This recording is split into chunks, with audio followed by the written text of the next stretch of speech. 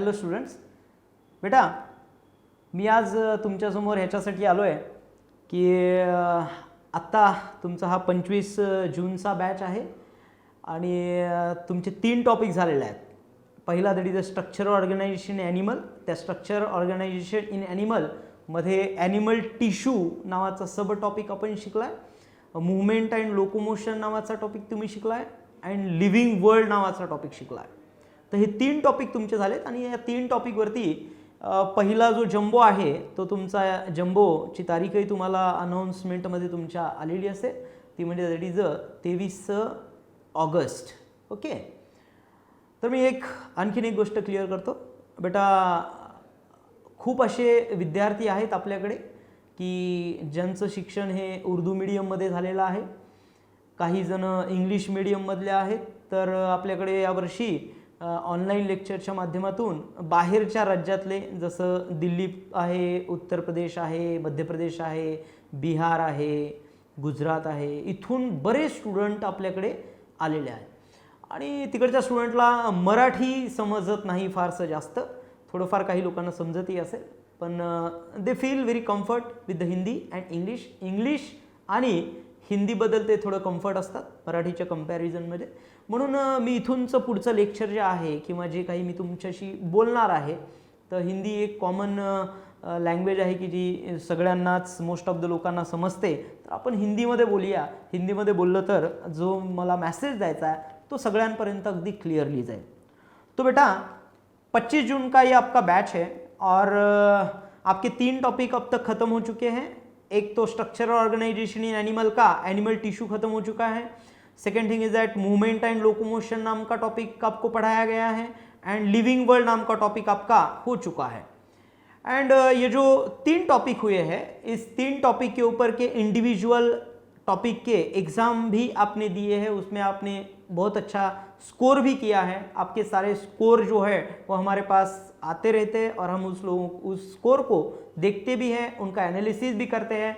हमें कहाँ पे मेहनत करना चाहिए, स्टूडेंट कहाँ पे गलतियाँ कर रहे हैं, ये पूरा डाटा हमारे पास होता है. बेटा अभी ये 3 टॉपिक के ऊपर आपका पहला जंबो होने जा रहा है और वो जंबो 23 अगस्त को होने वाला है और ये आपका पहला जंबो है. और ये पहला जंबो जब आप दे रहे हो तो डेफिनेटली आपके दिल में एक उत्साह भी है और आपको एक अलग सा फीलिंग भी है कि जंबो है, क्योंकि ये वर्ड भी आपने पहली बार सुना होगा कि जंबो वर्ड तो आपने पहली बार नहीं सुना है, लेकिन जंबो एग्जाम ये वर्ड जो है ना, ये इट इज अ ब्रांड या trade name of IIB. IIB का ट्रेड नेम बन चुका है कि जंबो एग्जाम कहाँ पे होता है, तो आईआईबी में होता है. तो जंबो का मतलब होता है बड़ा, और जो बड़ा एग्जाम यानी कि जिसके अंदर 3, 4, 5, 10, 15 जितने भी टॉपिक है, एक से ज़्यादा जब टॉपिक होते हैं तब उसको हम जंबो एग्जाम के तौर पे जानते हैं. तो ये जंबो एग्जाम का इंपॉर्टेंस क्या है बेटा? जंबो एग्जाम का इंपॉर्टेंस ये है कि जब हम जंबो एग्जाम के लिए प्रिपेयर कर रहे होते हैं तो हमें एक ऐसा भी फीलिंग आता है कि बाप रे, इंडिविजुअल टॉपिक में तो हमारे बहुत अच्छे स्कोर हो गए थे, अभी जंबो एग्जाम है उसके लिए हम पिछले 7-8 दिन से प्रिपेयर कर रहे हैं और कल के डेट में एग्जाम है, तो आज के डेट में तो हमें ऐसा भी लगता है कभी कभी कि मुझे तो कुछ याद ही नहीं आ रहा है. तो ये बहुत अलग सा फीलिंग भी इस एग्जाम को बच्चों में नॉर्मली हम देखते हैं या देखते आए हैं. लेकिन ऐसा सोचने से कुछ ये नहीं है. आप लोगों को एग्जाम के लिए प्रिपेयर करना है तो डेफिनेटली आपको करना है. अगर आपने इंडिविजुअल टॉपिक अच्छे पढ़े हैं तो आपको जंबो एग्जाम की कोई भी टेंशन लेने की ज़रूरत नहीं है या एक जंबो एग्जाम की कोई भी चिंता करने की आवश्यकता नहीं है. जंबो एग्जाम इसलिए भी महत्व रखती है, इस जंबो एग्जाम में हमें समझ में आता है कि एग्जैक्टली जो नीट के लिए कंपटीशन है, उस कंपटीशन में हम कहाँ पे फिक्स होते हैं. यानी कि इस नीट एग्जाम के लिए जब हम प्रिपेयर कर रहे हैं तो नीट एग्जाम के लिए प्रिपेयर करने वाले लाखों बच्चे हैं. उन लाखों बच्चों में से एग्जैक्टली हमारी पोजीशन कहाँ पे है, हम किस स्थान पर आ सकते हैं, ये भी हमें इस जंबो एग्जाम के द्वारा समझ में आता है.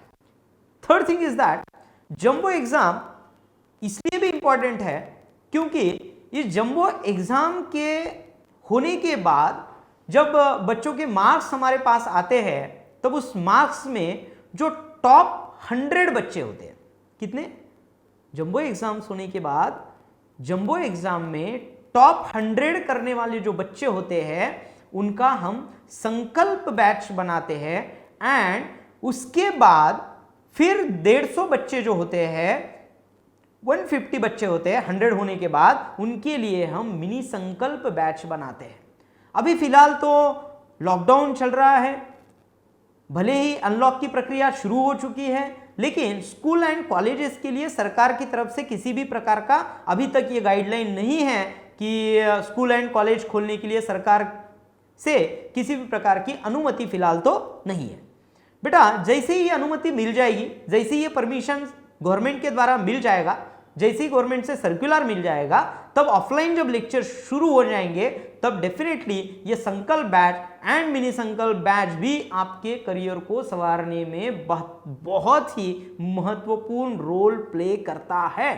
हमारे पास यानी कि आईआईबी में, अगर मैं हमारे पास से ही अच्छा वर्ड यहां पे इस्तेमाल करूं, अपने पास, क्योंकि अभी आप इस आईआईबी फैमिली का एक हिस्सा बन चुके हो, तो अपने पास बेटा बहुत सारे बैचेस होते हैं और उन बहुत सारे बैचेस में संकल्प बैच एंड मिनी संकल्प बैच, ये दो स्पेशल ऐसे बैचेस होते हैं जहां पे टॉप 250 स्टूडेंट पढ़ते हैं, यानी कि 100 स्टूडेंट संकल्प बैच में बैठते हैं तो 150 स्टूडेंट मिनी संकल्प बैच में बैठते हैं। और बाकी के जो बैचेस होते हैं, जिन बैचेस में बच्चे पढ़ते हैं, उनमें हमेशा ही ये प्रेरणा उनमें रहती है कि मुझे भी संकल्प में जाना है, मुझे भी मिनी संकल्प बैच में जाना है। और ये जो उत्साह है, ये प्रेरणा है, ये उनमें हमेशा रहे, एक इंटरनल कंपटीशन, एक हेल्दी कंपटीशन में उनमें बना रहे। और इसी के कारण हम ये संकल्प बैच एंड मिनी संकल्प बैच का प्रावधान आईआईबी ने किया है और ये पिछले 15 से 20 साल से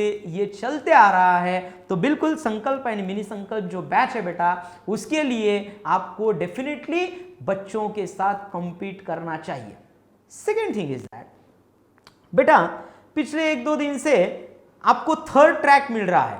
थर्ड ट्रैक मिल रहा है, इसका मतलब क्या है कि पिछले कुछ दिनों में आपको रोज के 2 लेक्चर्स मिलते थे, लेकिन अभी फिलहाल 1-2 दिन से आपको 3 लेक्चर मिल रहे होंगे। ये थर्ड ट्रैक क्यों इंपॉर्टेंट है और थर्ड ट्रैक हमने क्यों शुरू किया है? बेटा कुछ बच्चों के मुझे इसके बारे में फ़ोन भी आए हैं बीच में कि सर ऑलरेडी बायोलॉजी के 2 लेक्चर आ रहे हैं, इसमें और एक लेक्चर ऐड हुआ है और एक लेक्चर ऐड होने के कारण पढ़ाई के लिए काफ़ी ज़्यादा हमें प्रयास करना पड़ रहा है या पढ़ाई काफ़ी ज़्यादा करनी पड़ रही है, बहुत ज़्यादा वीडियो देखने पड़ रहे हैं। बेटा मैं यहाँ पे आपसे ये क्लियर कर दूँ कि आपका जो बैच है वो 25 जून को शुरू हुआ है, लेकिन आईआईबी का पहला बैच जो है ना बेटा वो अप्रैल में शुरू हुआ था। अगर अप्रैल में जो बैच शुरू हुआ है तो उसकी तुलना में आपका बैच थोड़ा लेट शुरू हुआ है। और हर साल 11th का जो बैच होता है वो अप्रैल में ही शुरू होता है, लेकिन आपका बैच 25 जून में यानी कि जून के एंड में शुरू हुआ है। तो हुआ क्या कि जो अप्रैल में जो बैच शुरू हुए हैं वो बच्चे आपसे 1-2 टॉपिक आगे चल रहे हैं और आपका बैच लेट शुरू होने के कारण आप 1-2 टॉपिक पीछे चल रहे हो। तो इससे होता क्या है कि आपका जब जंबो होगा, मान लो कि अभी आपका 23 तारीख को जब जंबो होगा तो उस जंबो में आपके ही बैच के बच्चे होंगे, क्योंकि जो बच्चों का एडमिशन अप्रैल महीने में हुआ उनका तो जंबो हो चुका है, लेकिन अभी जो 23 तारीख को जंबो होने वाला है उसमें आप ही के बैच के बच्चे रहेंगे, यानी कि आपका कंपटीशन आपके बैच के स्टूडेंट के साथ ही रहेगा, यानी कि ये लिमिटेड कंपटीशन है।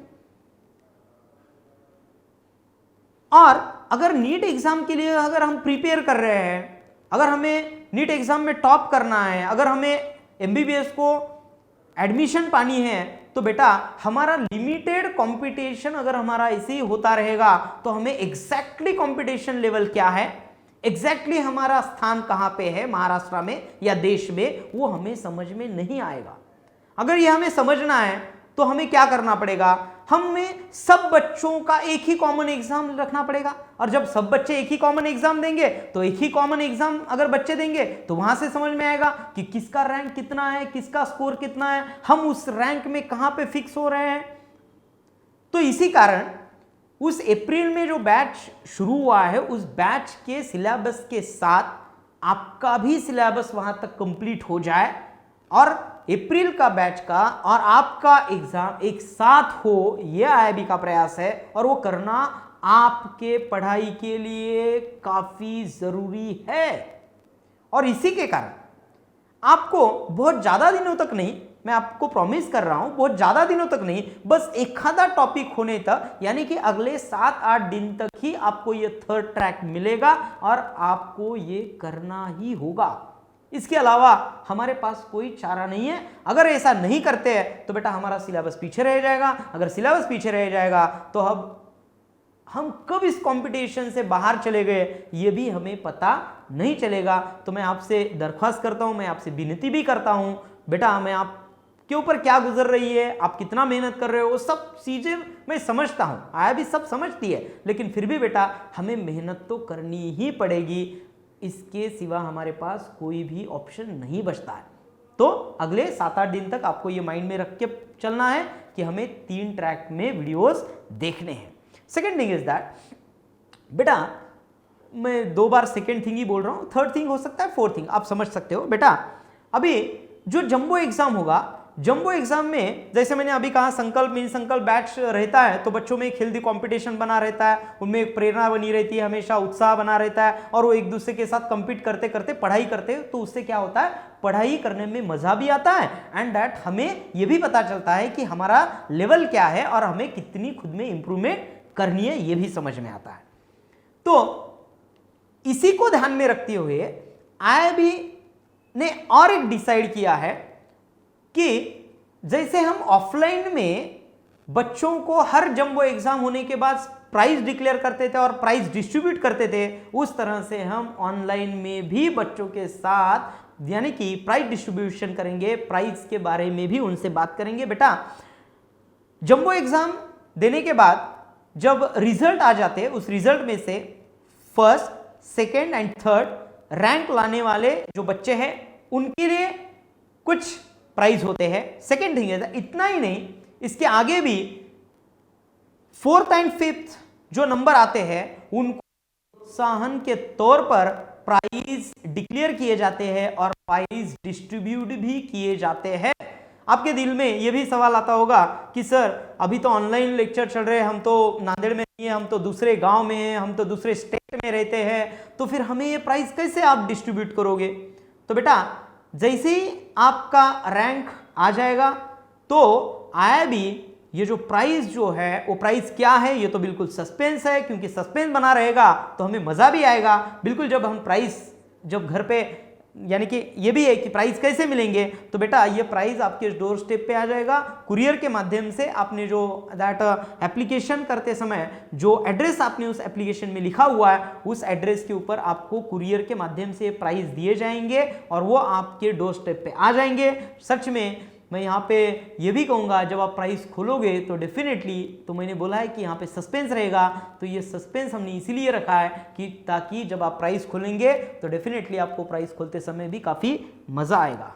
तो बेटा यही है जंबो एग्जाम का इंपॉर्टेंस क्या है, प्राइस डिस्ट्रीब्यूशन है। सेकेंड थिंग इज दैट सबसे इंपॉर्टेंट चीज़ मैंने आपसे शेयर की है वो है संकल्प बैच एंड मिनी संकल्प बैच। और लास्ट में मैं यही कहूँगा अच्छी तरीके से प्रिपेयर करो 3 टॉपिक में। मान लो एनिमल टिश्यू में अगर आपको कुछ डाउट है, डायरेक्टली आप मुझे फ़ोन करके अपने डाउट क्लियर करवाओ। आपको अगर मूवमेंट एंड लोकोमोशन में अगर कोई प्रॉब्लम है तो आप शिवप्रसाद सर के साथ बात करो। अगर आपको लिविंग वर्ल्ड में कुछ प्रॉब्लम है तो आप डायरेक्टली मैडम के साथ फ़ोन करके बात करो, क्योंकि अगर आप बात करोगे तो आपके डाउट बिल्कुल सॉल्व हो जाएंगे। एंड अभी आपका जो 23 तारीख को जो एग्ज़ाम है उसके लिए बेटा आपको बेस्ट लक, अच्छी तरीके से एग्ज़ाम दे देना। और पहला एग्ज़ाम है तो पहले एग्ज़ाम में गलतियां जितनी कम कर सकते उतना गलतियां कम करने का प्रयास करो, क्योंकि एक एक गलती अगर हम कम करना शुरू कर देते हैं तो धीरे धीरे धीरे धीरे डेफिनेटली हमारा स्कोर बढ़ता जाएगा। राइट? क्यों गलतियां कम करनी है? क्योंकि यहाँ पे निगेटिव सिस्टम भी है और ये आप भली भांति जानते हो।